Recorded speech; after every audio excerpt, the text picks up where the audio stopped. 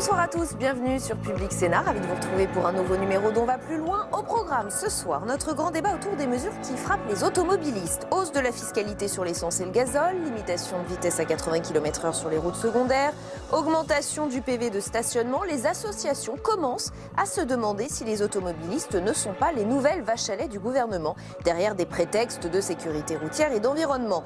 L'exécutif est-il anti-voiture? Ces mesures accentuent-elles la fracture sociale et territoriale? Autant de questions que nous poserons à nos invités dans un instant. Ne manquez pas de réagir sur Twitter avec le hashtag OVPL. Notre match des idées, il opposera ce soir Caroline Michel à Christine Claire. Nous reviendrons notamment sur le rapport des 5 parlementaires sur le harcèlement de rue, demandé par Marlène Schiappa. Ça y est, on a quelques détails sur les modalités de verbalisation. Une amende pour outrage sexiste pourrait être créée. Elle irait de 90 à 750 € et il faudra que l'infraction soit constatée en flagrance. Est-ce réaliste? Nous en débattrons sur ce plateau. L'entretien du jour, nous recevons Alexandre Kaufmann. Il est journaliste indépendant. Il a passé 1 an avec une unité de police assez méconnue. C'est le groupe Surdose. Ils enquêtent sur ces hommes et ces femmes qui meurent d'overdose. Et ce ne sont pas forcément ceux que l'on croit. Informaticiens, dentistes, journalistes, cocaïne et ecstasy tuent dans beaucoup de milieux. Il nous raconte tout cela dans un livre, Surdose. C'est donc son dernier ouvrage. Mais d'abord, cette politique dite anti-automobiliste dénoncée par les associations. L'année 2018 s'annonce en effet coûteuse, carburant, amendes, péages urbains. Il y a les questions environnementales et celles de sécurité routière, mais il y a aussi peut-être des questions de rentrée fiscale. On va aborder tout cela avec nos invités. Ce sera juste après ce sujet signé Jordan Klein. Acheter une voiture, la ravitailler, la conduire, la stationner, tout ça évidemment en respectant l'environnement. Tout semble de plus en plus compliqué et les 6 000 € de budget annuel s'alourdissent année après année. Exemple, les autoroutes. Depuis le 1er février, le prix des péages a subi une nouvelle hausse comprise entre 1 et 2%. Des tarifs qui ne cessent d'augmenter, et cela au nez et à la barbe des utilisateurs. La solution possible pour faire des économies, emprunter les routes nationales. Mais attention, les trajets sont bien plus longs et bien plus lents. Dès le 1er juillet, la limitation de vitesse passera de 90 à 80 km/h. Attention donc aux radars et aux amendes qui en découlent. Alors comment faire des économies? Ne comptez pas cette année sur le prix du carburant. Les taxes augmentent de 5% pour l'essence et de 11% pour le diesel. Le diesel, qui est d'ailleurs devenu la bête noire de la lutte contre la pollution. Ne comptez pas non plus sur le contrôle technique. Le nombre de points de défaillance possibles sur les véhicules augmente. Environ 400 aujourd'hui, 600 à partir du 20 mai. Mais surtout, l'apparition des points de défaillance critiques qu'il faudra réparer dans la journée. Alors pour gagner quelques euros, autant laisser sa voiture à l'arrêt. Mais prudence, pas n'importe où, car le prix du PV de stationnement a littéralement flambé. 50 € à Paris, 60 € à Lyon ou encore 30 € à Toulouse. Des accumulations de mesures qui devraient en 2018 alléger considérablement le portefeuille des automobilistes. Et avec nous pour aller plus loin sur ce plateau ce soir, Éric de Caumont, bonsoir. Vous êtes avocat et président de l'Association des avocats de l'automobile. Emmanuel Renard, directeur de l'éducation et de la formation à l'Association Prévention Routière. Fabrice Godefroy, président de l'Association des dieselistes. Et Lorelai Limousin, responsable des politiques de transport au sein du réseau Action Climat. Merci à tous les 4 d'être ici. Je voudrais tout de suite vous faire réagir à ces quelques réponses de 2 de nos téléspectateurs à notre question Twitter du jour qui a d'ailleurs fait beaucoup réagir aujourd'hui. Avez-vous le sentiment que les automobilistes remplissent les caisses de l'État? Voilà la réponse de Jean-Luc. Devinez, bien entendu, dans tous les pays où la limitation a été baissée à 80 km/h, le niveau d'accidentologie a augmenté. Alors si ce n'est pas là pour lancer un plan d'installation de nouveaux radars, ça va servir à quoi? À part piquer du pognon aux citoyens. La réponse d'Horace maintenant. Posez-vous et à vos invités, merci pour le conseil, une seule question. Pensez-vous sincèrement qu'un choc frontal à 160 km/h plutôt qu'à 180 km/h ait un effet sur la mortalité et le nombre de blessés graves? Pour info, les crash tests sont faits à 50 km/h. Qu'est-ce qu'on peut répondre à cela? Est-ce que ça vous parle, Éric de Caumont? Ah oui, ça me parle tout à fait. Je crois que ces 2 personnes-là ont tout compris, ce qui est d'ailleurs inquiétant, je pense, pour les pouvoirs publics, parce que je ne sais pas s'ils s'imaginent qu'ils vont endormir les gens avec les pleines pages de publicité qui s'offrent dans les grands médias en disant c'est pour votre sécurité, c'est uniquement pour ça qu'on le fait. Moi, je vous invite à vous poser la question, une devinette. Qu'est-ce qui s'est passé il y a 6 mois, qui a fait un petit peu de bruit à l'époque et puis qu'on a oublié depuis? On a privatisé les voitures radars banalisées, qui fonctionnaient 1h30 par jour avec les gendarmes parce qu'il n'y avait pas assez d'effectifs, qu'on abandon de pouvoir régalien que l'on abandonne à des sociétés privées, qui vont les faire tourner 8 heures par jour.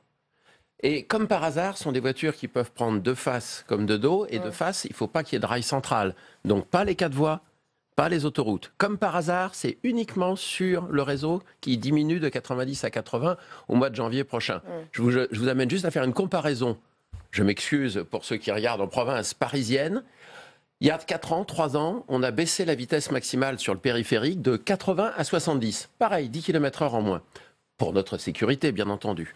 Dans les 8 années précédentes, où les radars avaient été installés sur les périphériques parisiens, les 10 années précédentes, il y avait 7 radars. Dans les 6 mois précédant la mesure, bizarre, on passe à 16 radars d'un seul coup.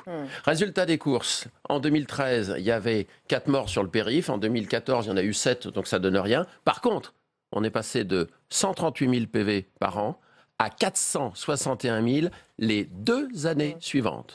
Voilà, donc tout est dit. Je vais vous laisser répondre, évidemment, Emmanuel Renard. C'est vrai que les automobilistes ont un petit peu le sentiment de remplir les caisses de l'État. Est-ce que c'est une question qui vous paraît indécente? Et est-ce que vous nous dites, oui, tout de même, ça réduit le nombre de blessés et Ça me navre d'entendre les propos que je viens d'entendre, parce que on sait très bien que la réduction de la vitesse a un impact positif sur la baisse des accidents. C'est absolument évident. Dire que ça fait remplir les caisses de l'État, c'est faux.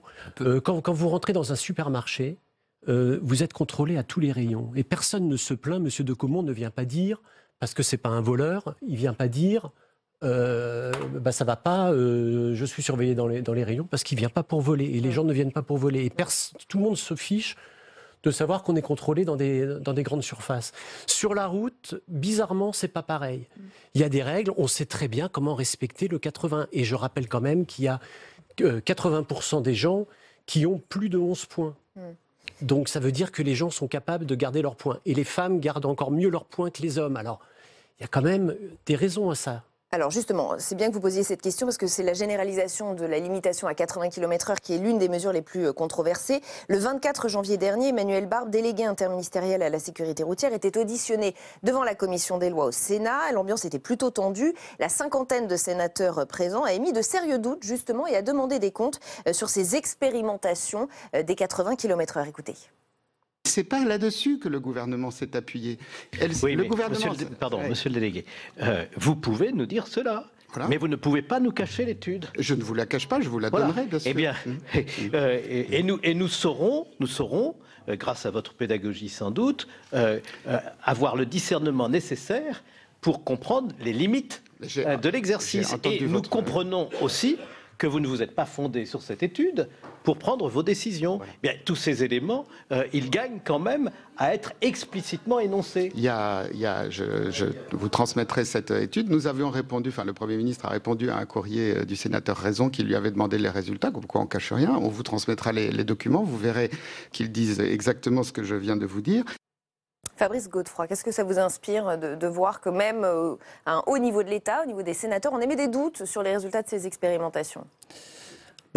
D'une façon globale, sur tous ces sujets liés à l'automobile, on a vraiment l'impression qu'on prend en otage les automobilistes d'une façon permanente. Alors moi, ce sujet-là, c'est un petit peu moins mon sujet, mais sur la partie diesel et tous ces sujets-là, c'est une évidence. Donc c'est clair que ça, on peut en parler très largement. Lorelai Limousin. Évidemment, je ne suis pas d'accord parce que ces mesures, elles ont des bénéfices pour nous, pour la société, pour les automobilistes. La baisse des vitesses, oui, il y a un impact sur la baisse de l'insécurité routière, donc du nombre de décès, du nombre d'accidents sur les routes. Ça a aussi des impacts sur la pollution de l'air, sur les émissions de gaz à effet de serre. On voit qu'il y a un impact direct entre une baisse de vitesse et une baisse de consommation de carburant. Et d'ailleurs, c'est chiffré à plus de 120 € d'économie par an pour l'automobiliste. Donc il y a finalement un gain financier pour l'automobiliste grâce à la baisse des vitesses. Et ce qu'on a vu, vous citiez le cas du périphérique. Sur le périphérique, il y a une baisse des nuisances sonores, une baisse du niveau de pollution. Et ça, c'est crucial. Et ça, c'est avéré. C'est avéré, ça a été mesuré après. Vous pourrez regarder les chiffres sur les sites de la à peu près 1% inaudible à l'oreille. Oui, on sait que chaque pourcent en termes de pollution ou de bruit est important. Quand on sait que il y a plus de 2500 décès prématurés rien qu'à Paris à cause de la pollution de l'air et 4 millions de personnes qui souffrent de nuisances sonores trop importantes pour la santé. Donc évidemment, il y a des co-bénéfices derrière ces mesures dont il faut parler et il faut faire de la pédagogie pour qu'elle soit acceptée. Mais voilà, aujourd'hui, on a des impératifs de santé publique, de lutte contre les changements climatiques, de sécurité routière. Et ça passe évidemment par la voiture et par potentiellement des verbalisations et des... Éric de Caumont. Oui, moi ce que je souhaite, c'est que tous les téléspectateurs qui nous regardent ce soir se posent la question. À partir du 1er juillet, imaginez-vous, c'est du vécu ça, vous allez vous retrouver sur une route nationale ou sur une route départementale. On va prendre l'exemple le plus caricatural peut-être. De nuit, sous la pluie, à 80 km/h, entre deux camions qui eux aussi sont limités à 80 km/h. Car maintenant, on va nous obliger à rouler à la même vitesse que les camions. Et vous vous imaginez, c'est le salaire de la peur, là, entre deux semi-remorques, qui en plus vont pas tolérer que vous rouliez à 75 parce qu'eux, ils ont un horaire à tenir. Donc, ils vont vous pousser pour rouler à 80. Et vous savez que vous n'avez pas le droit de doubler s'ils roulent devant à 80. Vous ne pouvez pas prendre 81 ou 82 pour doubler, vous devez rester derrière eux. Je vous souhaite bien du courage. Si on voulait encourager les gens à prendre les autoroutes, on ne ferait pas autre chose. Et encore une fois, s'il y a une telle fronde, vous avez bien fait de l'avoir fait remarquer, notamment au Sénat et pas qu'au Sénat, beaucoup chez les élus locaux. C'est parce qu'en fait, on a le sentiment très net que désormais, il va y avoir la France des autoroutes qui roulent toujours à 130 km/h, des grandes métropoles, des zones très urbanisées, et la France des oubliés, qui roulait déjà qu'à 90 km/h sur un réseau secondaire, en quelque sorte, même s'il y avait des nationales, bien sûr, là-dessus, qui va devoir encore rouler moins vite à 80 sur la base d'une étude qui n'a pas été menée à son terme, et dont, bizarrement, on n'a pas voulu la communiquer. On nous annonce que les sénateurs vont y avoir droit, mais pourquoi, M. Barbe, pourquoi le ministre n'a pas communiqué cette étude de diminution à 80 sur un certain nombre de zones qui a été menée depuis 2 à 3 ans, si elle avait été si positive, évidemment qu'il l'aurait utilisée comme argument. En fait, ils savent très bien qu'elle n'est pas positive. Et c'est ce que disait votre téléspectateur tout à l'heure dans son tweet. Il disait, dans les pays où on est descendu à 80, comme notamment il y a eu le cas du Danemark, c'était pire. Et en remontant à 90, souvent, on a de meilleurs résultats parce que les gens, effectivement, sont plus attentifs. Je pense que... Et en plus, il faut savoir que c'était 82 la vitesse moyenne en France, avant déjà. Donc, de toute façon, ça ne concernerait a priori que très peu de monde. Simplement, pour tous ceux qui étaient entre 80 et 85, ça va abonder les radars. On parlait tout à l'heure des 1 ou 2% de diminution de nuisances sonores ou de pollution. 300% de PV en plus tous les ans. Emmanuel Renard. Oui. Alors, je ne suis pas d'accord. Allez-y. Il y a plusieurs sujets qui ont été évoqués. C'est plein de contre-vérités. Le 82, c'est une moyenne. Vous avez plein de routes en montagne, vous ne dépassez pas les 50 ou les 60 de toute manière. Donc ça fait forcément baisser les moyennes. Et ça ne va rien changer quand vous êtes dans une route de montagne où vous avez des virages en épingle à cheveux.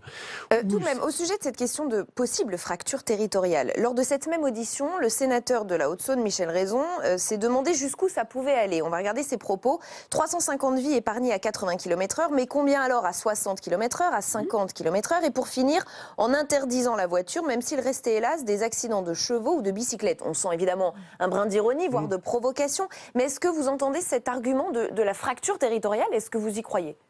Fracture territoriale, non, je ne crois pas. Je crois que je comprends que les Français ressentent pour la plupart une certaine des contraintes et que ce ne soit pas agréable.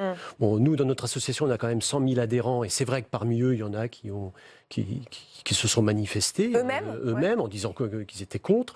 Mais ce n'est pas une majorité. Il faut arrêter de penser aussi que tout le monde est contre cette mesure. Il y a quand même plein de pays où on est sur du 80. J'ai l'impression de revivre un peu le même débat qu'on a eu. Alors moi, j'étais très jeune à ce moment-là, mais quand c'est passé du 60 au 50 en ville, et quand on regarde un petit peu, c'était pareil, il y avait les mêmes réactions. Parce que tout d'un coup, on apportait des contraintes aux automobilistes et voilà, et c'est mal vécu, sauf que pour les usagers vulnérables, c'est véritablement un plus. Laurella Limousin, vous vouliez intervenir? Oui, si je peux intervenir peut-être sur cette question de fracture territoriale, parce que c'est vrai que, un point sur lequel on pourrait converger, c'est qu'il y a un traitement à 2 vitesses entre les autoroutes et les routes nationales. Et nous, on demandait à ce que la baisse des vitesses se fasse aussi sur les autoroutes. Parce que c'est là qu'on va le plus vite. C'est là où la consommation de carburant évitée pourrait être la plus significative si on baissait de 10 km/h. Donc ça permettrait déjà de faire converger dans un sens de la sécurité. Sauf que si je comprends bien, la fracture territoriale, c'est plutôt entre les ruraux, ceux qui ne sont pas dans les grandes villes et qui ont impérativement besoin de leur voiture, et les citadins qui ont plutôt les transports en commun. C'est vrai que dans les milieux ruraux, la dépendance à la voiture, elle est beaucoup plus forte. Elle est au-delà de 75%, alors qu'on sait qu'aujourd'hui en France, dans les métropoles, la part modale de la voiture, donc il y a environ la moitié des déplacements maintenant qui se font en voiture. C'est en train de changer.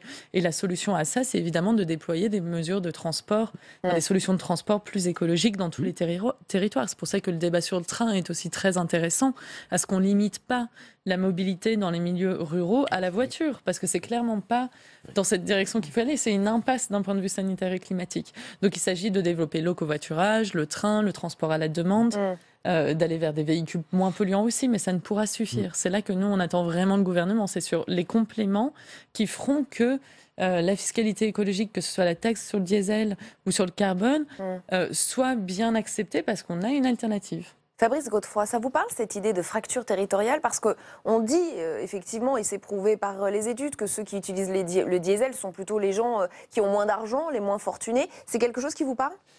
Oui. Le problème, en fait, c'est que on est en train d'attaquer l'automobile, et alors qu'il y a 40 millions d'automobilistes sur 66 millions de Français. Et sur le parc roulant actuel, il y a encore 70% de véhicules diesel. Donc le problème, c'est qu'à chaque fois qu'on prend une décision comme ça, d'élimination, d'éradication du véhicule diesel, par exemple, dans les villes, ça veut dire qu'on prend en otage des automobilistes. Sauf que le problème que l'on a, c'est que les pouvoirs publics ont tout fait pendant des années et des années pour pousser les gens à acheter des véhicules diesel, et le font encore actuellement. Quand on voit le bonus-malus, il est sur le CO2, donc il est favorable pour le diesel. Quand on voit pour les entreprises, parce que là vous parlez du rural, mais aussi il y a les entreprises qui ont des voitures, et là la TVA est récupérable sur le diesel et pas sur l'essence. Donc tout est fait, tout est convergent pour faire prendre des véhicules diesel aux automobilistes, et derrière on leur dit on ne pourra plus rentrer dans les villes. Donc c'est vrai que c'est un gros problème. Le problème, il vient aussi des constructeurs automobiles, parce que certes, les responsables politiques ont une responsabilité, notamment à cause de la fiscalité qui a été clairement avantageuse pendant des décennies vers le diesel. Donc enfin, on résout ce problème. L'usage des recettes est particulièrement crucial pour donner du sens à la fiscalité, mais c'est vrai que, sur cette question des véhicules diesel qui sont mis sur le marché, sont de plus en plus lourds, de plus en plus consommateurs aussi, de plus en plus puissants. Est-ce qu'il n'y a pas une responsabilité des constructeurs automobiles? Je pense que si. Et l'une des questions, et vous l'avez posé un petit peu à l'instant, l'une des questions que beaucoup se posent, c'est où va l'argent des amendes qui visent les automobilistes? Alors, pour vous donner une petite idée, selon un rapport annexé à la loi de finances 2018, l'an dernier, les radars automatisés ont rapporté très exactement 920 344 041 € à l'État.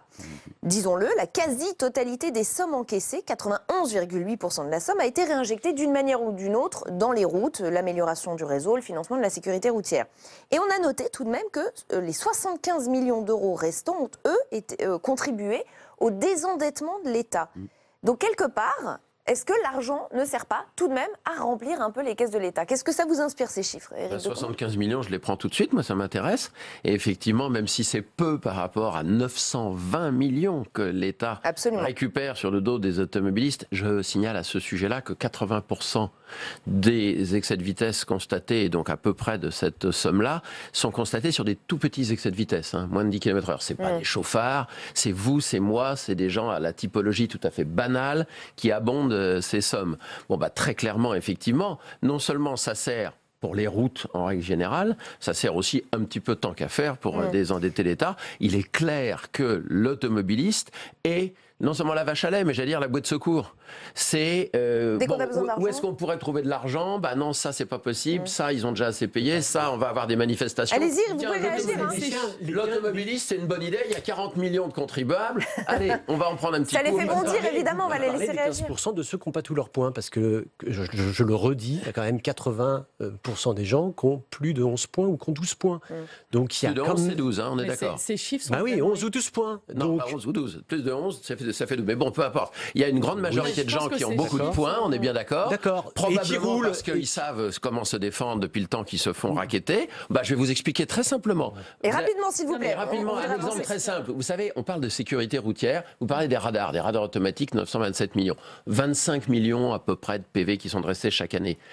Pourquoi on fait ça avec des appareils automatiques, premièrement, plutôt que de demander à des gendarmes ou à des policiers d'arrêter et d'identifier les gens pour pouvoir leur suspendre le permis ou leur retirer des points. Non, parce que quand on utilise des radars automatiques et qu'en plus, à 80%, on prend des photos de dos, on permet à tout automobiliste qui connaît le droit, il n'a pas besoin d'être avocat, de dire « Ah, la photo, ok, de dos, c'est pas moi. Je perds pas de points, c'est terminé. » Sur ces chiffres quand même, parce que ça montre bien le coût faramineux de la route. Et si c'est pas l'automobiliste qui paye, c'est le contribuable. Donc en réalité, c'est nous tous. Et là, vous parlez de 920 millions, mais ça suffit francs milliards d'euros chaque année qui sont investis. Oui, parce que c'était que les radars automatisés. Oui, et en réalité, les automobilistes ne couvrent pas les coûts qu'ils causent sur la société, que ce soit l'usage des infrastructures, la pollution de l'air, les changements climatiques.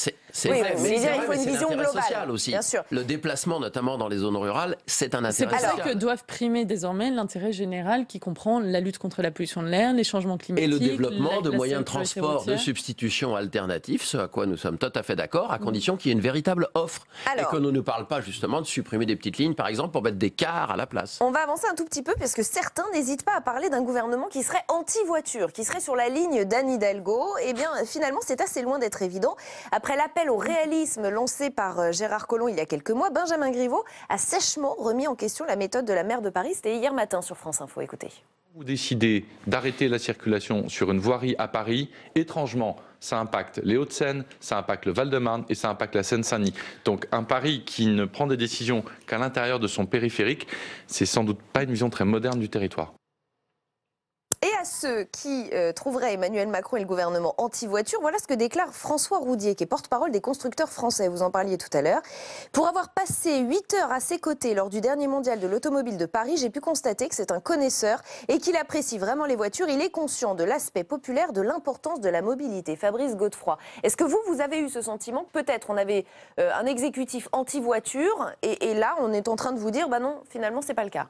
Bon, il y a deux choses qui sont intéressantes dans ce qu'on vient d'entendre. C'est effectivement quand on dit que les voies sur berge, c'est contre-productif en termes de pollution. Alors ça, c'est totalement vrai. Pour la simple bonne raison, c'est que quand on sait que pour lutter contre la pollution, au contraire, il faut fluidifier le trafic. Quand on crée des embouteillages, qu'est-ce qui se passe? On freine, donc on crée de la friction et donc des particules liées à la friction. Et derrière, on redémarre son véhicule, donc on dégage encore plus de CO2 de pollution. Donc c'est contre-productif. Ça, c'est une première chose. Hein. Quand on ferme une voie, il y a une disparition d'une partie du trafic routier. On déplace la pollution. Ça s'appelle l'évaporation. Non, une partie disparaît. Une partie se déplace, certes, mais une partie disparaît parce que les gens font autrement. C'est l'occasion de changer de mode de transport, d'optimiser ses déplacements. Donc vous nous dites qu'il y a un bénéfice. Voilà, donc il y a un bénéfice. Il y a un bénéfice au total et c'est ce que montre l'étude qui malheureusement est sortie un peu tard par rapport à la décision du tribunal administratif. C'est qu'il y a une baisse. Une étude de la région, vous le savez. Une baisse du trafic routier de manière générale. Donc ça, c'est l'étude de Madame Hidalgo pour essayer de venir au secours. Et c'est une étude qui en fait va dans le sens de centaines d'autres études sur des cas de fermeture de voies. Le problème, si on prend le cas de Paris, il y a 2,2 millions d'habitants à Paris. Par contre, il y a 12 millions d'habitants en Île-de-France. Et le problème, c'est que les gens ont besoin de travailler. 40 millions d'automobilistes sur 66 millions de Français. Ils n'ont pas une voiture pour aller se balader le dimanche. Ils ont besoin pour aller travailler. Quand on travaille, par exemple, à Paris ou qu'on habite en banlieue, ou l'inverse, on peut prendre les transports en commun ou prendre son vélo ou marcher à pied. C'est pas possible. Les gens, ils prennent leur voiture parce qu'ils ont besoin de travailler. Alors, donc pour venir à Paris, ils viennent majoritairement en métro ou en RER. Donc déjà, ça, c'est une chose. C'est pas la majorité qui sont automobilistes. Sauf s'ils sont obligés de se déplacer. C'est vrai qu'il faut plombier, il vient pas en métro. Hein. Quand on prend par exemple un artisan, on est bien content de le trouver à Paris pour livrer son ballon d'eau chaude. Il va pas se trimballer avec un ballon d'eau chaude dans le métro. Et globalement, là, je pense qu'on peut souligner les efforts quand même de la mairie de Paris qui offre des aides pour changer de véhicule aux artisans qui, par exemple, seraient interdits de circulation dans la ville. Je pense que c'est ce type de mesure. Et en changeant de véhicule pour faire quoi? Pour prendre quel genre de véhicule? Pour pouvoir rentrer avec un véhicule plus récent, moins polluant. Ils peuvent pénétrer dans la zone à circulation par la fermeture des voies sur berge. Il y a un paradoxe sur lequel j'aimerais vous faire réagir, qui me semble être un paradoxe, mais peut-être que vous n'allez pas être d'accord. En France, il s'est vendu en 2017 environ 2,11 millions de voitures neuves. Il ne s'est jamais vendu autant de véhicules neufs en France en 2017 depuis près de 17 ans. Comment on peut à la fois se réjouir d'un marché automobile qui reprend des couleurs, qui fonctionne bien, et en même temps... j'allais dire, taper sur les automobilistes sur le plan fiscal, sur le plan financier. J'aimerais vous entendre là-dessus, Emmanuel Renard. Mais est-ce que vous soulevez ce paradoxe? Est-ce que vous dites ils se réjouissent d'un marché qui va bien alors qu'en fait on voudrait réduire la voiture? Oui, mais moi, je peux répondre sur cette mesure. Ça me gêne qu'on assimile toujours cette mesure de baisse de la vitesse sur le fait de taper sur les automobiles. Il n'y a pas que la baisse de la vitesse. On a parlé de l'augmentation de la fiscalité, l'augmentation des PV. On fait une espèce d'amalgame. Mais c'est vrai qu'il y a une fracture et c'est vrai qu'il faut aussi développer les transports en commun dans les villes, parce que les accidents, majoritairement, c'est en milieu rural qu'on les a, et que les gens ont besoin de leur voiture. Et là, je rejoins les autres invités là-dessus. Mais il y a quand même 3500 morts sur les routes. Donc il faut faire quelque chose. Quand on parle de vaches à lait, les automobilistes, il y a un cas qui est quand même bien précis, c'est qu'on a dit on va essayer de converger entre l'essence et le diesel pour essayer de faire un rattrapage et qu'au niveau de la pompe, on ait le même prix entre le diesel et l'essence pour pouvoir donner aux automobilistes le choix d'acheter leur véhicule. Sauf que comment ça se passe ? Finalement, on augmente le diesel fortement pour pouvoir augmenter aussi l'essence. Donc finalement, c'est une augmentation par le haut. Et finalement, on taxe d'une façon supplémentaire à la fois le diesel, mais aussi l'essence. Mais ça aurait été vraiment injuste de taxer moins les automobilistes qui ont un véhicule essence et plus véhicule diesel. Et il nous reste moins de 3 minutes pour aborder une question que vous avez certainement très envie d'aborder. C'est ce qui vient de se passer justement en Allemagne et en Italie. Alors, à Leipzig, un jugement de la Cour administrative fédérale, qui est la plus haute juridiction administrative allemande, vient d'ouvrir la voie à des interdictions de circulation de véhicules diesel dans certaines villes. Ça concerne potentiellement 10 millions de véhicules. C'est un tournant historique.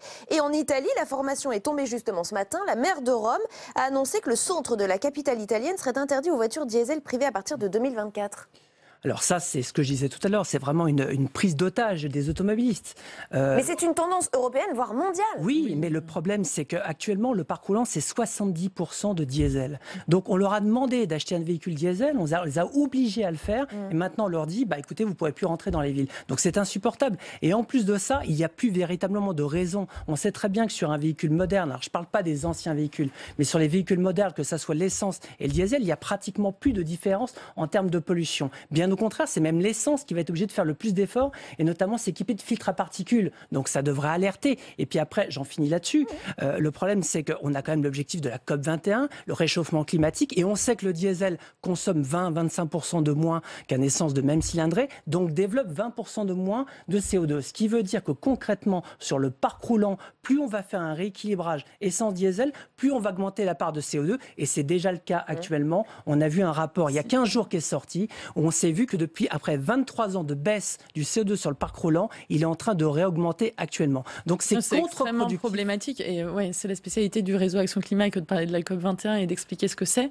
La COP21 signifie qu'il va falloir se passer complètement des énergies fossiles, du diesel comme de l'essence, et ça le plus rapidement possible. Donc là, les villes sont en train de viser 2024, 2025 pour interdire le diesel ou l'essence. Ça laisse quand même quelques années pour développer des mobilités alternatives et pour donner du sens, rendre cette transition acceptable pour tous. Alors, juste pour finir sur la mobilité, alors donc, ce qu'on propose, c'est le véhicule électrique. Sauf que tant que la transition énergétique n'est pas faite, qu'est-ce que c'est un véhicule électrique ? En Allemagne, c'est un véhicule au charbon, et en France, 45%. C'est 9 centrales nucléaires. Et en voilà, France, donc il faut avancer vers 100% d'énergie. Donc ce que font l'Italie et l'Allemagne, c'est une erreur ? C'est ce que vous nous dites ? C'est toujours la même chose, c'est comme pour Paris, c'est comme pour beaucoup d'autres choses. La prise en otage de l'automobiliste et le racket de l'automobiliste, ils proviennent la plupart du temps du fait qu'on change totalement son fusil d'épaule. Et parfois pour des raisons vertueuses, de politique, de climat, de sécurité routière éventuellement, on va forcer, contraindre les automobilistes dans un sens donné sans mesure d'accompagnement et sans avoir réfléchi à l'évolution modale. Et c'est tout le drame, notamment de la France, mais pas que de la France, à savoir qu'on vous dit désormais c'est comme ça. Et tant pis pour toi, si tu ne peux pas faire autrement, tu te débrouilleras. Nous, on n'accompagne pas, nous, on n'a pas prévu, on n'a pas organisé. Et on fera probablement un bilan dans 6 mois. On vous réinvitera dans notre émission pour en discuter. Merci d'avoir participé à ce débat. Dans un instant, c'est le match des idées. Il va opposer Caroline Michel à Christine Claire. Nous allons revenir sur ce rapport remis tout à l'heure à Gérard Collomb, Nicole Belloubet et Marlène Schiappa au sujet du harcèlement de rue. Les 5 parlementaires ont tenté de trouver des réponses à ces 2 questions. Comment définir le harcèlement de rue et comment le punir ? On va en parler avec nos invités juste après ce sujet de Fabien Recker. Sifflements, propos obscènes ou mains baladeuses, pour lutter contre le harcèlement de rue, des députés proposent de le verbaliser. Ils préconisent la création d'une infraction d'outrage sexiste, passible d'une amende immédiate de 90 € et jusqu'à 750 € en cas de majoration. Les parlementaires ont remis ce soir leur rapport à la secrétaire d'État chargée de l'égalité homme-femme. Je crois que c'est la responsabilité des pouvoirs publics de créer un climat de sécurité et de protéger l'intégrité physique des femmes en disant noir sur blanc que les lois de la République interdisent que l'on intimide des femmes dans l'espace public. Verbaliser le harcèlement permettrait une sanction sans que la victime soit obligée de passer par un dépôt de plainte. Mais le législateur s'attaque là à une zone grise.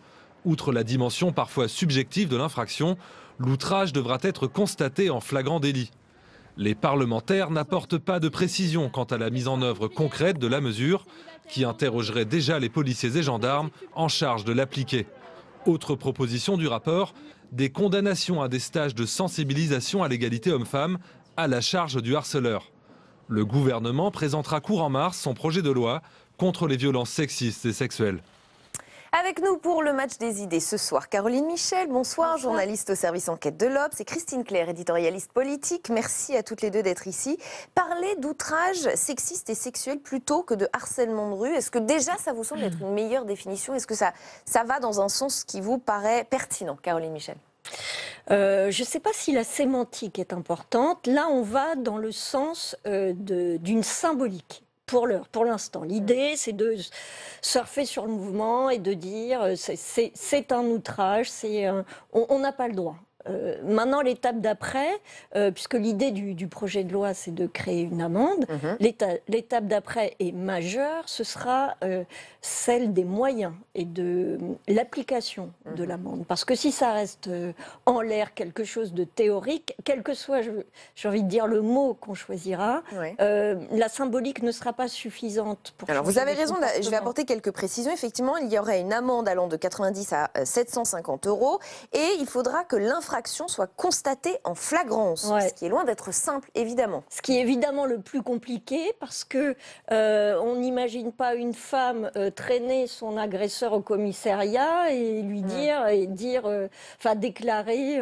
il m'a harcelé dans la rue, et puis ça se joue en quelques secondes. Et l'autre reconnaître, ce sera... Donc évidemment, pour que c'est une implication, un impact, il faudra des gens dans la rue. Mais je ne vois pas si c'est une vraie priorité pour le gouvernement. Pourquoi ça ne serait pas possible? On a bien aujourd'hui, si on y met les moyens évidemment, mais on a bien aujourd'hui depuis toujours des pervenches qui sont là pour faire des constatations sur la circulation. Si c'est une priorité, on peut se donner les moyens d'avoir des gens dans les rues à certains endroits, peut-être à certains moments, qui seront là disponibles. Sinon, évidemment, le risque est que ça reste du domaine de la bonne intention. Mais il n'y a plus de pervenches. Il n'y a plus de pervenches, oui, c'est vrai, c'est automatique. On a eu des pervenches. C'était joli, mais il n'y a plus de pervenches et bientôt ça va être des sociétés privées. Et la différence, c'est que les PV, les contraventions, ça rapporte de l'argent à l'État, tandis que constater un harcèlement sexuel, comme vous dites, c'est bien sur le plan symbolique, mais je pense que ça a le destin de... Je crois que c'est un quart des lois qui n'ont pas de décret d'application ou de décrets qui ne sont pas appliqués. Enfin, c'est énorme. Donc vous pensez que Marlène Schiappa mène tout ce combat et finalement non, ça mais va se c'est bien sur le plan symbolique. Moi, je crois que la seule chose...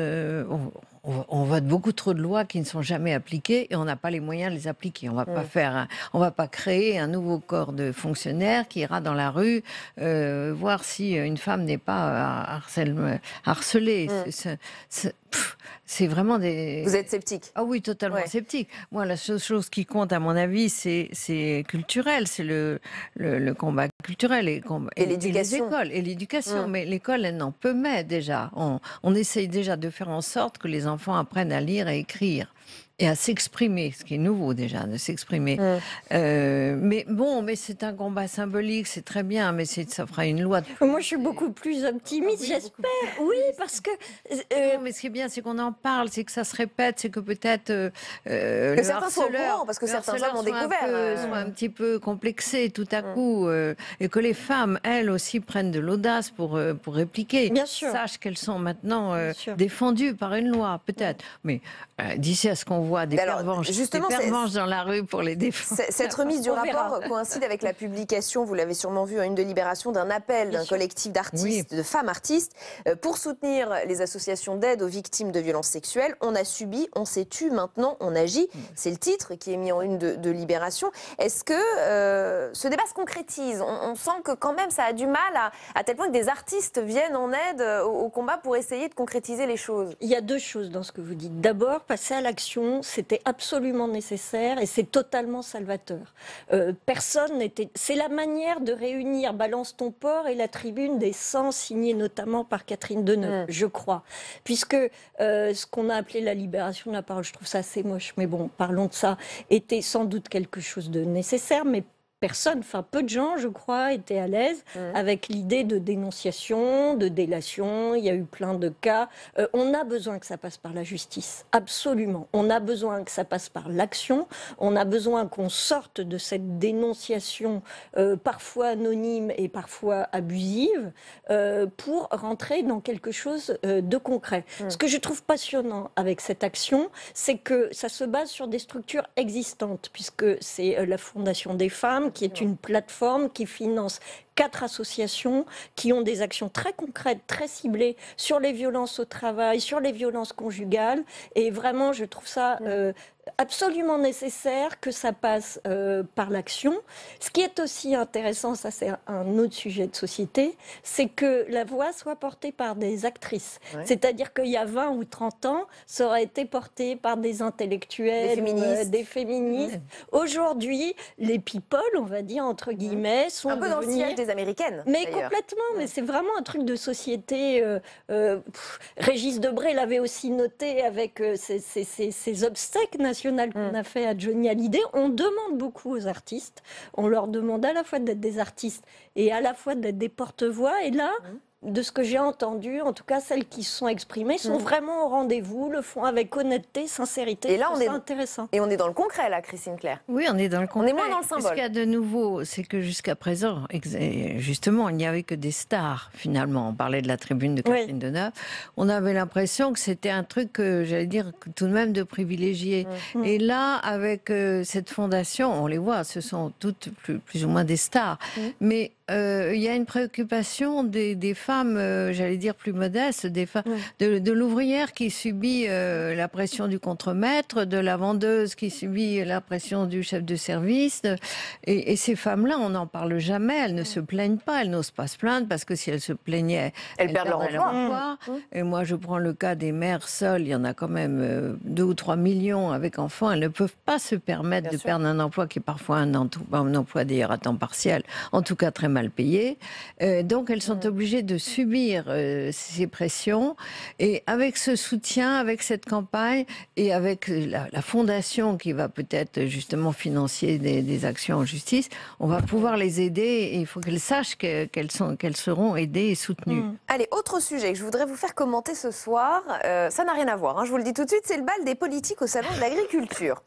Aujourd'hui, s'y rendaient pour la 2e fois Laurent Wauquiez et Édouard Philippe. Marine Le Pen y était également ce matin et Nicolas Hulot hier soir, visite surprise devant les caméras de Public Sénat. Écoutez. Je suis plutôt plus à l'aise quand je vais sur leur exploitation et que là on part, on prend du temps et pas sous le feu des caméras. C'est beaucoup plus enrichissant parce qu'on n'est pas dans le show, on est dans la réflexion, on est dans l'échange. Ici, je suis là pour témoigner ma solidarité aux agriculteurs. C'est un monde que je connais bien. C'est le monde de mon département et c'est le monde de ma région. Oui, c'est chez moi, oui, bien sûr. Comme française, le monde rural, c'est chez moi. Et je n'ai pas envie de voir détruire mon chez-moi, comme je crois des millions de Français n'ont pas envie de voir disparaître l'agriculture. Cette disparition est pourtant manifestement programmée. On a quand même l'impression que c'est un peu à celui qui sera le plus proche de la ruralité. Donc, est-ce que ça vous inspire ces séquences? Je suis chez moi, je suis avec... Je vous propose une grille de lecture inversée, c'est-à-dire que nous avons des femmes de l'image précédemment qui nous proposent d'agir, et là nous avons des politiques, théoriquement des gens d'action qui sont dans l'image. Enfin, c'est triste et en même temps très ancien monde, je trouve. Je sais pas, quand je vois Laurent Wauquiez, j'ai l'impression qu'il est là pour nous faire du Jacques Chirac. Mais il en joue, c'est peut-être cela qu'il veut faire. Ça a toujours été, c'est une tradition. Le monde rural, c'est quand même nos racines. Enfin bon, même si aujourd'hui, c'est beaucoup moins important, mais c'est aussi, il s'agit aussi de la France périphérique, dont on dit qu'elle meurt, qu'elle se désertifie. Donc il faut montrer, sinon sa compassion, en tout cas sa solidarité. Et puis c'est l'occasion, effectivement, de faire des belles images. Vous nous dites que ça a toujours été. C'est vrai que le Salon de l'Agriculture a toujours été un lieu où il fallait être quand on est responsable politique. Est-ce que ça n'est pas pas d'autant plus le cas cette année, maintenant qu'on a un président dit des métropoles, dit des riches. Bien sûr, mais ça a toujours été... Il a toujours fallu démontrer son amour de... Alors François Mitterrand n'y allait pas. François Mitterrand n'y allait pas. Non, oui, c'est Jacques Chirac qui a instauré parce que, en fait, il y allait chaque année, mais le monde agricole ne lui était pas favorable. Il le savait. Danielle Mitterrand avait dit des choses très désagréables sur les agriculteurs, qu'elle prenait pour des gens d'extrême droite. Et c'était beaucoup plus clivé à l'époque, idéologiquement. Il n'y a plus du tout ces clivages idéologiques avec un monde... Tous les professeurs étaient censés être de gauche, les agriculteurs étaient censés être de droite. C'est beaucoup plus mobile aujourd'hui. D'ailleurs, le vote agriculteur reste un mystère, reste assez énigmatique. Il y en a pas mal qui votent FN, mais il y en a aussi qui votent peut-être Mélenchon, j'en sais rien. Mais je crois que c'est beaucoup, le monde politique est beaucoup plus ouvert. Mais c'est une tradition française très profonde. On a été un pays rural. L'agriculture française est quand même, quoi qu'on dise, est une agriculture d'excellence, encore très exportatrice. Donc, bien sûr, c'est important, comme c'est important d'aller au salon de l'automobile. Et c'est important de dire c'est chez moi. Oui, il y a deux choses. Il y a d'abord, comme vous l'avez souligné, l'aspect tactique. C'est comme Emmanuel Macron est supposé, je pense que c'est quand même assez vrai, être élu par les cadres urbains, les gagnants de la mondialisation, etc. On se dit, enfin, les politiques se disent qu'il y a un créneau à prendre, évidemment, et c'est pour ça qu'on voit cette alliance objective entre Marine Le Pen ou cette concurrence, je ne sais pas, et Laurent Wauquiez qui viennent dire c'est chez nous, sous-entendu, c'est pas chez lui. Et il y a quand même deux sujets d'actualité très forts qui expliquent la présence de Nicolas Hulot. Le sujet sur les produits phytosanitaires et le glyphosate avec les propositions qui ont été faites par la FNSEA et les négociations qui vont commencer entre l'Europe et le Mercosur pour du libre-échange. Donc il y a à la fois en effet du pur calcul tactique politique et des sujets d'actualité. Il est venu en catimini, Nicolas Hulot. Il est venu un peu par surprise hier en toute fin de salon. Ça vous a surpris? Il avait dit qu'il n'irait pas. Il a dit j'avais pas dit que je viendrais, j'avais pas dit que je viendrais. Dans le journal du dimanche, les propos rapportés étaient je n'irai pas. Il a un peu peur de se faire interpeller, siffler. Enfin bon, le souvenir des affaires n'est pas tout à fait... Et puis, au salon de l'agriculture, il se passe des choses. Rappelons-nous Sarkozy avec ses rencontres. Et Macron l'an dernier. Macron qui a été sifflé. Donc, ça peut être vif. Et je pense que Hulot n'est pas le genre d'homme à vouloir affronter ça. Tandis que Macron aime assez aller à l'affrontement. Et il y trouve l'occasion de... Là, on avait l'impression que c'était fait sur mesure. On se demandait si on n'avait pas payé le cheminot là exprès pour venir l'interpeller, pour qu'il fasse son petit couplet sur la comparaison entre un cheminot et un agriculteur qui travaille, qui a des semaines de 80 heures et qui n'a pas de retraite à 50 ans. On parle beaucoup de l'image, mais est-ce que ça paye sur le plan électoral? Est-ce que ça leur sert à quelque chose très concrètement une fois dans les urnes? Vous l'avez dit vous-même, le vote paysan reste un mystère. Mais donc c'est étonnant d'aller à ce point, essayer de chercher la ruralité et l'accord et la bienveillance de la ruralité. Christine Claire a raison, ça reste une catégorie. Et à la fois en termes de potentiel électoral, mais à la fois en termes d'image. C'est vrai que la France est très attachée à son monde agricole. Les paysages, les campagnes françaises sont quelque chose qui est très important pour l'histoire de France. Et je ne pense pas qu'aucun politique... c'est pour ça que j'aimerais bien avoir une analyse de François Mitterrand qui pouvait s'en passer. Je ne connais pas assez bien cette relation-là. Mais on n'imagine pas un politique qui pourrait totalement s'affranchir de cette dimension-là. La preuve en est qu'Emmanuel Macron a fait ce qu'il sait faire très bien, de l'image, et il a dit, Hollande y était allé 10 heures, moi je dirais 12 heures. Voilà. Donc on voit bien que, comme il est beaucoup critiqué sur ce positionnement-là d'être le président urbain, c'est avant tout, en effet, vous dites, est-ce que ça sert? On ne sait pas, on imagine bien que demain, ils ne vont pas gagner 2 points dans les sondages auprès de l'électorat paysan, mais en termes d'image, et peut-être, j'espère, en termes d'écoute, c'est sans doute incontournable. Alors, dernier thème de ce match de ce soir, c'est le sondage BVA paru aujourd'hui. Il montre une baisse de popularité assez importante pour Emmanuel Macron, alors que son Premier ministre monte. 43% d'opinion favorable pour le chef de l'État. Il recule de 9 points tout de même par rapport à décembre et se rapproche de son plus mauvais score. 47% d'opinion favorable pour Édouard Philippe. Lui, il est en hausse de 2 points. Le chef du gouvernement est vu, je cite, comme l'homme de la mise en œuvre des réformes.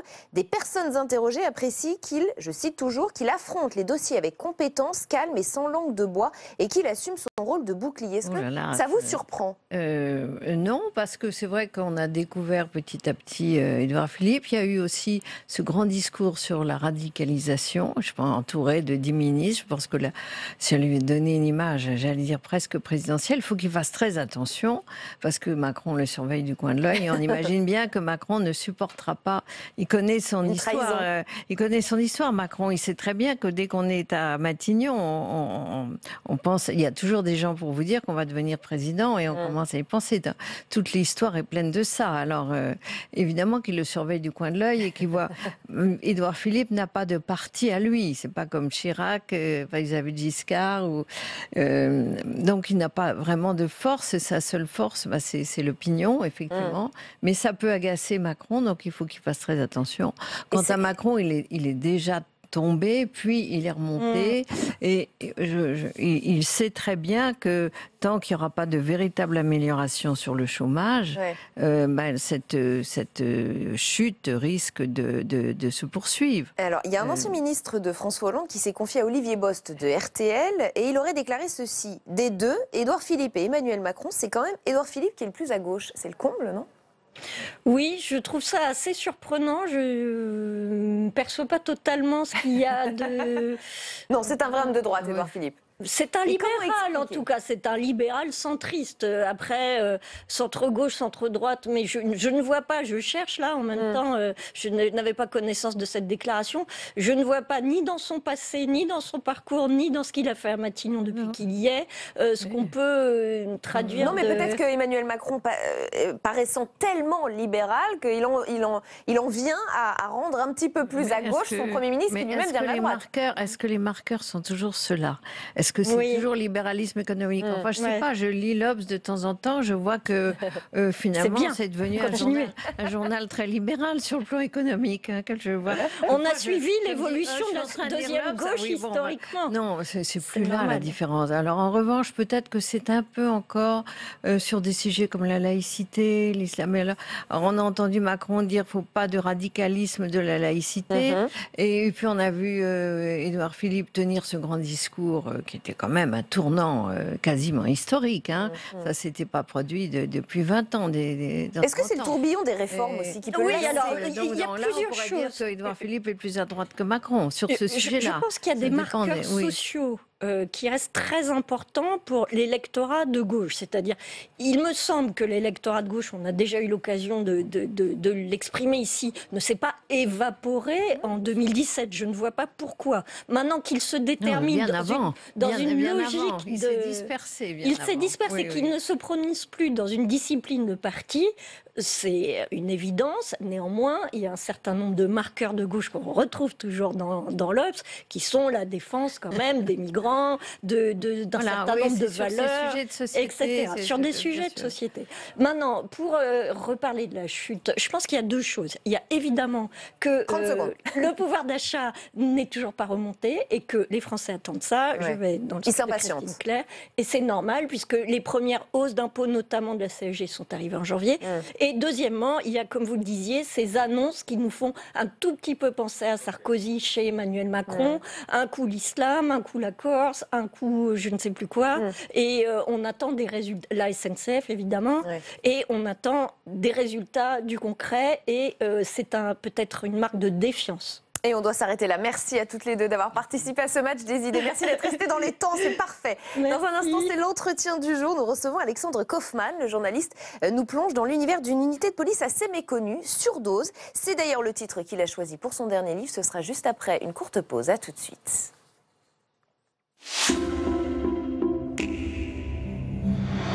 On est dans le même scandale que celui de l'amiante. 5e port d'Europe, Le Havre est au cœur des échanges mondiaux.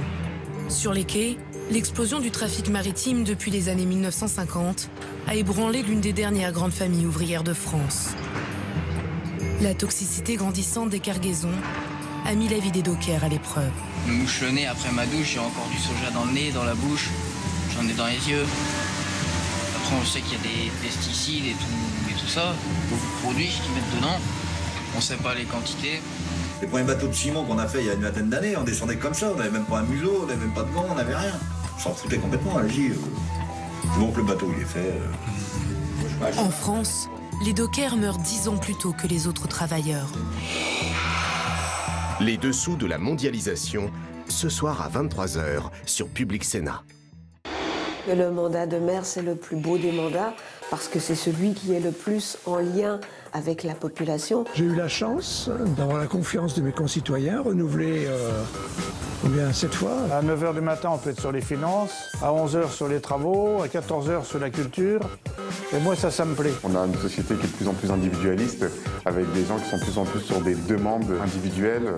Et donc, du coup, on se dit, mais comment on fait pour insuffler cet intérêt général et ce bien commun? Autrefois, on pouvait devenir maire sans avoir été préparé à la tâche réellement, ce qui était mon cas. Mais aujourd'hui, quelqu'un qui s'engage dans cette voie-là, c'est bien qu'il ait quelques connaissances peut-être plus développées que ce que j'avais moi quand j'ai commencé. Ma voix compte, demain à 18h sur Public Sénat.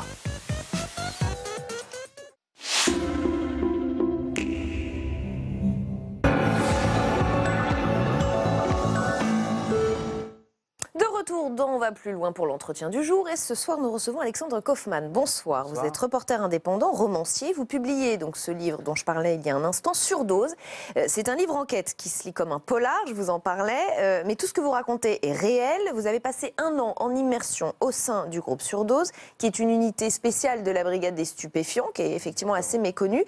Dans ce livre, vous êtes concentré sur la mort par overdose de 3 personnes et donc sur les 3 enquêtes qui ont découlé. Ce qui frappe en premier, en tout cas ce qui m'a frappé en premier, c'est de voir à quel point les drogués dont vous parlez ne sont pas du tout les zombies que l'opinion peut imaginer, et ce sont un peu des gens comme vous et moi. Vous parlez d'un dentiste, d'un formateur en informatique et d'un journaliste. Oui, tout à fait. Ce sont vraiment tous les milieux de la société sont touchés. Il y a une trentaine d'années, c'était plus des héroïnomanes, en effet, qu'on retrouvait dans les vapeurs chimiques des sanisettes ou dans le caniveau ou entre 2 poubelles. Mais ça, c'était la partie visible, alors qu'il y avait déjà à l'époque une partie un peu cachée, mais qu'on voyait moins parce qu'elle n'était pas dans la rue. Et aujourd'hui, c'est vrai que la consommation de drogue en France, elle est à la fois, je pense, beaucoup plus répandue dans les classes sociales et beaucoup plus discrète. Et vraiment, tout le monde est concerné. Il y a eu plusieurs journalistes, d'ailleurs, décédés d'overdose pendant que j'étais là-bas. Et quand vous parlez de ces drogues, vous parlez de quelle drogue alors? Pas forcément l'héroïne, c'est aussi la cocaïne mondaine, c'est comme ça qu'on dit? Alors il y a à peu près 20 morts par an à Paris intramuros par overdose. Donc sur ces 20 morts, l'héroïne serait plutôt en baisse. Je dirais que ça serait toute petite moitié en comptant les produits de substitution à l'héroïne. Et la cocaïne, alors qui monte beaucoup, qui monte aussi parce que il y a une grande concurrence entre les plateformes d'achat qui vendent de la cocaïne, et donc le taux de pureté remonte un peu, et ça explique en partie pourquoi il y a un peu plus d'overdose à la cocaïne. En tout cas, c'est vraiment la substance qui monte. On va en parler de ces plateformes d'achat parce que c'est aussi intéressant. Juste avant, vous dites la majorité des victimes se plient aujourd'hui à l'impératif de la vie en société. Est-ce qu'il n'y a pas plus que ça? Est-ce qu'il n'y a pas un mal-être profond? C'est juste, j'allais dire, une drogue sociale? Je pense que de toute manière, la drogue, ça a toujours fait partie, ça inscrit de plein pied dans l'horizon humain. Et en fait, on a prêté toutes les vertus à la drogue, ou tous les maux. C'est-à-dire, à la fois, ça sert à s'évader ou alors à se recentrer sur soi-même. Il y a un peu tout et son contraire. Mais en vérité, je pense que la drogue, elle a toujours été consommée. On consommait de l'héroïne chez les Égyptiens il y a plusieurs milliers d'années. Enfin, ça a toujours été présent. Donc, en fait, je pense pas du tout que ce soit quelque chose d'artificiel ou de culturel. Je pense que c'est vraiment inscrit dans la nature humaine. Sauf que vous dites, un professeur de la Riboisière vous a dit que l'overdose était un abus de langage parce qu'on peut mourir en ayant pris une seule pilule d'ecstasy. Oui, alors en fait, le terme overdose, il est réservé aux opioïdes, comme l'héroïne, les substituts à l'héroïne, donc méthadone, Subutex, et aussi les opioïdes médicamenteux comme le fentanyl, qui est très dangereux aussi. Et donc ça, c'est parce qu'on en prend trop, on fait une overdose, qu'on décède. Tandis que les psychostimulants, qui sont donc plus la cocaïne, la MDMA, et puis toutes les nouvelles drogues de synthèse... Ça, en une fois ? Non, une mauvaise prise une mauvaise. On peut décéder, ça c'est une chose que j'ai appris, on peut décéder d'un rail de cocaïne ou d'un parachute de MDMA. Ça dépend de sa vulnérabilité individuelle. Donc, justement, l'exemple auquel vous faisiez référence, c'est un toxicologue de l'hôpital Hariboisière. Il a déjà vu un étudiant mourir pour avoir avalé une pilule d'ecstasy et une autre personne qui est arrivée en essayant de se suicider, qui en avait avalé 50 et qui a survécu. Et qui n'est pas mort. Vous nous faites aussi découvrir les différents profils de dealers. On en parlait il y a un instant. Alors, ils sont extrêmement variés. Parlez-nous, par exemple, de Jean-Sive. C'est lui qui dirige un cocaine call center en Seine-Saint-Denis. Ouais. Alors, Jean-Sive... Parce qu'il y a plein de gens qui vont découvrir ce que c'est un cocaine call center. Un cocaine call center, en fait, c'est vraiment un système de livraison à domicile de drogue. Il y en a beaucoup à Paris, donc ils se livrent une concurrence acharnée. Donc, c'est très, très organisé dans le sens où la personne qu'on appelle n'est même pas en France. Parfois physiquement, elle redispatche ses appels, enfin elle redispatche les commandes. C'est une vraie industrie parallèle qui fonctionne parfement, c'est une machine. Et puis c'est régi par un capitalisme sauvage où les gens se mettent des coups de pression, c'est ce qu'on entend sur les écoutes. Et donc il peut y avoir des gros chefs de réseau, comme le Jean-Sive dont il est question dans le livre, qui lui a même plusieurs plateformes d'achat. Et donc un businessman. Il cravache, c'est vraiment un businessman. Et donc lui, il va s'approvisionner, il touche très peu aux produits. Donc c'est ses soldats, et puis ses responsables qui vont gérer pour lui. Ce qui est intéressant, c'est aussi le portrait que vous faites de ces policiers. Alors il y a le doyen, il y a Mika le chimiste, Florian dit le chat noir. Ce sont des policiers qui sont assez méconnus, qui sont tous passionnés par leur métier. Oui, je pense qu'ils sont passionnés. Ils vous ont attendri, il y a quelque chose qui s'est passé avec eux en particulier? Ah bah oui, évidemment, parce qu'au bout d'un moment, moi j'ai passé tellement de temps avec eux qu'au bout d'un moment, il y a forcément plein de choses qui passent entre nous, surtout à l'occasion des planques pendant les voitures, où on est souvent à deux, et donc là, ça permet... Ça peut durer des heures. Ça peut durer des heures, mais on a passé vraiment des fois... moi j'ai passé des dizaines d'heures dans des voitures pour aller voir un dealer aller aux toilettes, et puis la journée était finie. Mais donc du coup, on a le temps de parler plein de choses, de la famille, on aborde des multitude de sujets qui sont des fois très éloignés des sujets policiers, et donc du coup forcément ça crée vraiment des affinités. Et vous avez vécu des scènes terribles, vous avez assisté à des scènes terribles grâce à des tuyaux, on vous passe un coup de téléphone et on vous dit voilà, là il y a un mort. Là le but c'était surtout qu'en fait ils ont énormément de paperasse à gérer, donc en fait quand une overdose survenait, j'étais toujours obligé de les tanner un petit peu pour qu'ils m'appellent, et donc j'ai découvert plusieurs scènes d'overdose, et d'ailleurs ce qui est assez frappant, c'est que les overdoses les plus perturbantes, c'est pas là où les cadavres sont les plus abîmés, c'est souvent quand ils sont assez bien conservés que du coup on peut se projeter sur leur vie. Voir ce qui a pu les pousser. Voir ce qui a pu les pousser, puis surtout se projeter sur leur vie. Tandis que les cadavres, j'ai découvert aussi des cadavres très abîmés et qui du coup devenaient presque abstraits tellement ils étaient méconnaissables. Et c'est intéressant que vous disiez ça parce que vous parlez un peu de vous aussi dans ce livre justement, et vous dites j'aurais pu moi-même grossir les statistiques de ces Parisiens emportés par leur excès. Oui, parce qu'en fait c'est aussi ça, je pense, qui a suscité mon intérêt pour cette unité, c'est que moi je faisais la fête quand j'étais plus jeune, et j'avais une incompatibilité chimique avec l'alcool. C'est-à-dire dès que je prenais de l'alcool, je perdais totalement la mémoire et je faisais n'importe quoi. J'avais des blackouts, et donc je me réveillais assez souvent en cellule de dégrisement, en garde à vue, et je savais pas du tout ce que j'avais fait. Et donc je découvrais mes méfaits au fil de l'audition. Donc en fait j'ai découvert la police comme ça, et ça m'a permis aussi de garder après une empathie avec les suspects, avec les gens qui portaient des menottes, puisqu'en fait à chaque moment c'est vrai que je me disais tout le temps que je pouvais encore être à leur place. Et finalement qui sont peut-être eux aussi victimes de quelque chose. Ça vous a mené à une réflexion pour trouver des solutions, pour aider ces gens qui prennent la mauvaise dose, qui se droguent.